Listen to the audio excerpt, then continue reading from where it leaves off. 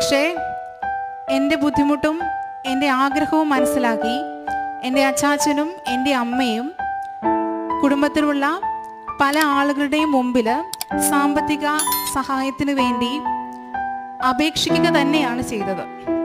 പക്ഷേ ലഭിക്കുമെന്ന് കരുതിയ സഹായങ്ങളൊന്നും ലഭിച്ചില്ല എന്ന് മാത്രമല്ല, അവരിൽ നിന്ന് പിന്നീട് ചോദ്യമോ പറച്ചിലോ അന്വേഷണമോ ഒന്നും തന്നെ പിന്നീട് ഉണ്ടായിട്ടുമില്ല, നിലവിൽ ഇന്ന് വരെ.